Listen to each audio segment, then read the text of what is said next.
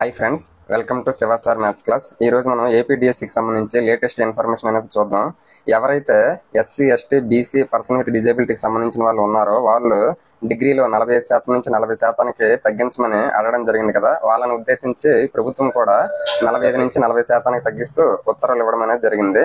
OC అభ్యర్థులు ఎవరైతే ఉన్నారో వారికి సంబంధించి 50 నుంచి 45%కి తగ్గించమని అడగడంతో దాని గురించి ఇంకా ఎటువంటి ఉత్తర్వులు కూడా ఇవ్వడం అనేది ఇంతవరకు జరగలేదు. కేవలం ఎస్సీ ఎస్టీ బీసీ వాళ్ళకి మాత్రమే 45 నుంచి 40% తగ్గిస్తూ ఉత్తర్వులు అనేవి డిగ్రీకి సంబంధించినంత వరకు ఇవ్వడం అనేది జరిగింది. నెక్స్ట్, ఫిజికల్ పోస్టులు ఎవరికైతే ఉన్నాయో వాళ్ళు బీఎస్సీ అభ్యర్థులకు అర్హత లేదనేది మనకి వెబ్సైట్ లో ఇవ్వడం జరిగింది. కానీ ఎటువంటి సైన్స్ సబ్జెక్ట్ లేకుండా ఉన్న బీసీఏ వాళ్ళు ఉంటారు కదా, వాళ్ళకి మాత్రం అర్హత ఇవ్వడం అనేది జరిగిందని అంటున్నారు. దానికి సంబంధించి కొంత అభ్యర్థులు గందరగోళంతో ఉండడం అనేది జరుగుతుంది. నెక్స్ట్, ఇంకా వెరీ వెరీ ఇంపార్టెంట్ పాయింట్ ఏదైనా ఉన్నది అంటే, మనం అప్లై చేసేటప్పుడు ఇంతకు ముందు టెట్ మార్కులు అనేవి పాయింట్స్ తో సహా మనకి టెట్ మార్కులు చాలా వరకు వచ్చుంటాయి కదా అందరికి కూడా. అవి పాయింట్స్ అనేవి అందులో అప్డేట్ చేయడం అనేది ఇంతకు ముందు జరగలేదు.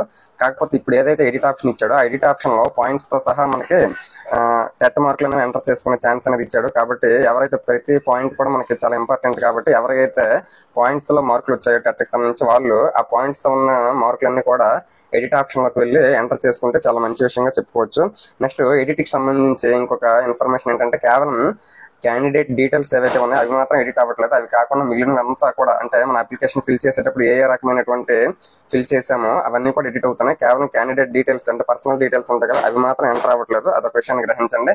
నెక్స్ట్, నిరుద్యోగులను చూస్తున్న చాలా రకమైనటువంటి డిమాండ్ ఏంటంటే, ఒకే జిల్లా ఒకే పేపర్ను మెయింటైన్ చేయడం వల్ల ఇటువంటి నార్మలైజేషన్ సంబంధించినటువంటి ఇబ్బందులు ఏవి ఉండవు. కాబట్టి ఒకే జిల్లా ఒకే పేపర్ ని కండక్ట్ చేస్తే చాలా బాగుంటుందనే ఉద్దేశంతో నిరుద్యోగులు అడగడం జరుగుతుంది. నెక్స్ట్, ఎగ్జామ్ కి నోటిఫికేషన్ మధ్యలో 45 రోజుల సమయం ఇవ్వడం జరిగింది అంటున్నారు. దానికి ఆ సమయం అనేది సరిపోదు. ఎగ్జామ్ ప్రిపరేషన్ కి మాకు రివిజన్ చేసుకోవడానికైనా ఒక 90 రోజుల పాటు సమయం ఇవ్వాలనే అటువంటిది నిరుద్యోగుల నుంచి ప్రధానంగా వస్తున్న డిమాండ్ గా మనం చెప్పుకోవచ్చు. నెక్స్ట్, ఇంకా వయో పరిమితికి సంబంధించి 47 సంవత్సరాలకు పెంచమని అడగడం జరుగుతుంది. ఎందుకంటే దాదాపు 6.5 సంవత్సరాల నుంచి మనకి డిఎస్సి నోటిఫికేషన్ అనేది లేదు. కాబట్టి చాలా మంది వయసు పెరిగిపోవడం వల్ల డిఎస్సికి అర్హత లేకపోవడం వల్ల చాలా మంది అభ్యర్థులు ఏం కోరుతున్నారంటే వయో పరిమితి 47 సంవత్సరాలకు పెంచమని కోరడం జరుగుతుంది.